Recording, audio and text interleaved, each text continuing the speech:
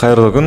Бүгін мен сіздерге Bamboozle ойынға арналған геймификация әдісіне арналған платформа туралы таныстырып өтетін боламын. Арнаға тіркеліп алыңыздар, келесі видеоларды жіберіп алмау үшін. Ең алдымен біз мына Google-ға жазамыз.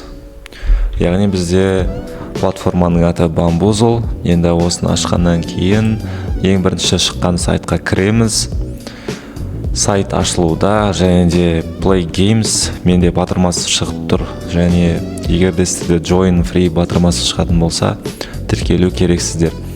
Тіркелу өте қарапайым, Google аккаунт немесе басқа да жолдармен тіркеле аласыздар.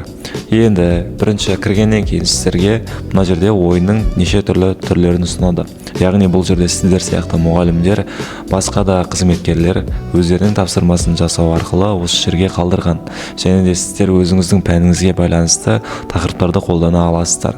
Енді программа интерфейсімен танысып алайық. Бірінші кезекте My Library. Бұл жерде library'дің ішінде ойындарыңыз, файлдарыңыз, және де сізге ұнайтын ойындар тізімі, ары қарай сіздің қарап жүрген мұғалімдеріңіз жазылады, және де сіздің өзгерту тарихыңыз осы жерде сақталады. Енді мына жерде Games батырмасын басқаннан кейін бізде мысалға мына жерде біздің жасап жүрген ойындарымыз осы жерге сақталады. Яғни Games мына жерде өзгерте аласыздар, әртүрлі файлдар болып сақталады. Енді мына жерде Folders батырмасын басқаннан кейін Folders сіз мысалға информатика пәнінен сабақ бересіздер, есептейік. Және де информатика сабағында алгоритмге қатысты, Pythonға қатысты тапсырмаларды файлдарға бөле аласыз. Мысалға folder, яғни folder мысалға мына жерге жазатын болсақ, Python деп жазатын болсақ, Python деп жазғаннан кейін біз осылай мына жерде енді программинг деп қарастыратын болсақ, енді бұл жерде ойындар саны жоқ дейді. Енді біз Games батырмасына өтеміз. Біздің жасаған ойындарымыз осы жерде сақталады. Ары қарай блог бізде басқа да осы Bamboozle платформасы туралы ақпараттар береді. Енді Games батырмасын басамыз, және де My Library батырмасын басқаннан кейін Games батырмасын басамыз, және де плюс белгісі бар Game батырмасын басқаннан кейін мысалға бізде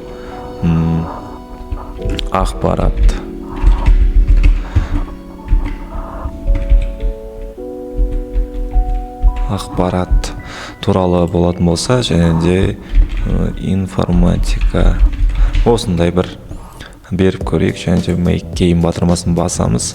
Енді мына жерге сұрақ белгісі шығады. Сұрақ бұл бізде question, және де мына жерге жауабын жазасыздар. Енді қандай да бір сұрақ әзірлейік. Мысалға алгоритм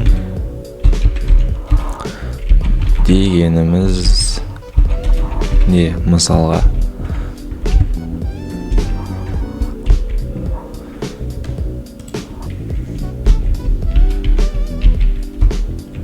енді жауап нұсқасына біз белгілі бір әрекеттер жиынтығы, мысалға сіздерге бұл жерде платформаны түсіндіру мақсатында осылай тез жасап жатырмын. Және де мысалға топтық жұмыстар ұйымдастыратын кезде, қандай да бір ойынды оқушылармен ойнатқан кезде сіздер мына жерге балл бересіздер. Яғни мына сұрақ бізде қарапайым сұрақ болуы мүмкін, және де осыны 15 балға бағалайсыздар. Ең төменгі балл 5 балл, және ең жоғарғы балл 25 балл. Енді мына жерге өздеріңіз сурет қойсаңыздар болады. Сұраққа мысалға жауап нұсқасына қандай да бір, мысалға сіздерде география бойынша болуы мүмкін, және сақтайсыздар. Енді келесі сұрақты бізден сұрайды. Енді программалау тілдері туралы, мысалға программалау тіліне мысал деп келтірейік.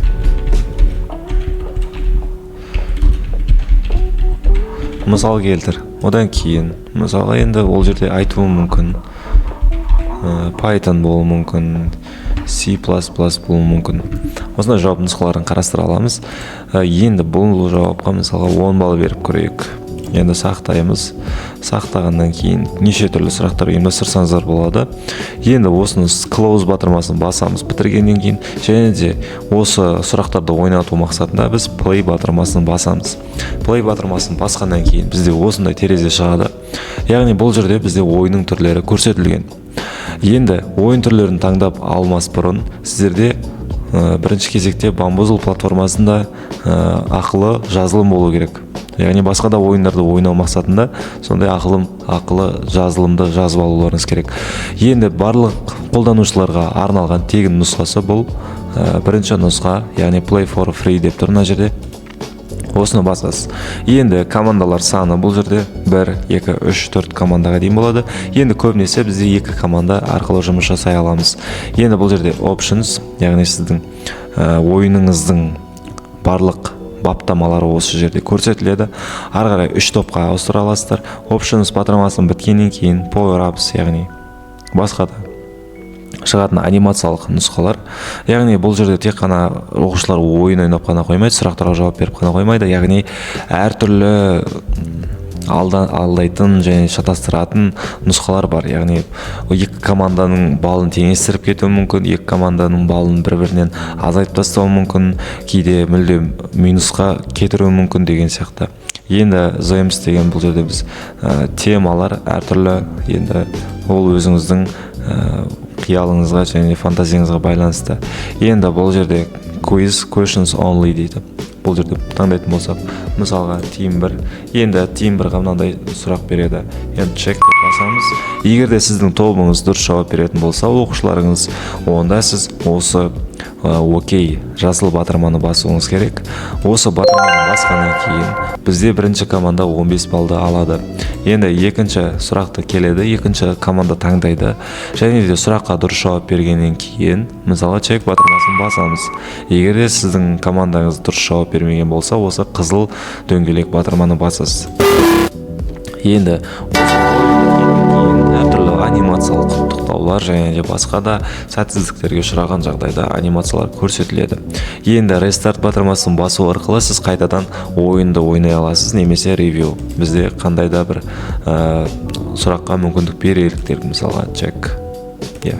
Бұл бізде сұрақтардың реттілігі және сұрақтардың құрылымын көрсететін бөлім болып саналады. Енді play батырмасын басып, біз қайтадан мысалға power ups classic. Классик енді бұл жерде басқа да қосымша алдайтын бізде схемалар қолданылады. Енді бір мысалға программа тіліне мысал келтір. Python және C++ өздерінің нұсқаларын айтады. Яғни қандай да бір жауап берген жағдайда дұрыс болып саналады. Енді окей, батырмасын басқаннан кейін бізде 10 балл алады. Енді мысалға екінші топ осындай ұяшықты таңдады. Ұяшықты таңдағаннан кейін бізге осындай мәтін шықты. Енді take points from team 1. Яғни team 1-ден бізде 10 балл немесе 5 балл деген сияқты. 10 баллды біз алып қойдық. Келесі үшінші нұсқа, мысалға екінші топ таңдады. Енді бірінші топтың кезегі келді. Алгоритм дегеніміз не? Белгілі бір алгоритмдер жиынтығы. Таңдады, дұрыс деп есептейік. Келесі мысалға екінші топ таңдаған кезде осындай балды ұтып алады. Яғни бұл жерде тек қана білімге қатысты емес, болып келеді. Осынысымен қызық ойындардың бірі. Енді сіздер 30 сұраққа дейін және де 20 сұраққа дейін ұйымдастыратын болсаңыздар, ойын қызықты өтеді, және де 3 топқа дейін басқа да көптеген топтарды қолдансаңыздар болады. Ойынның да схемасы осындай қолдана аласыздар. Басқа да сұрақтарды әзірлей аласыздар. Енді мына жерде лайкс батырмасы бізде ойындарыңыздың ұнаған ойындарыңыздың тізімі осы жерде сақталады. Енді көптеген функциялар бар. Мысалы класс pin. Мына жерде мысалға класс бойынша жұмыс жасау кезінде көрсетіледі. Енді жаңалықтар бұл жерде енді Bamboozle'дың енгізіп отырған өзгерістері осы жерде сақталады. Жалпы сіздерге осы Bamboozle платформасын көрсете алдым деген үміттемін. Жалпы осындай платформалар туралы керек болатын болса, сіздерге осы комментарийға жазыңыздар.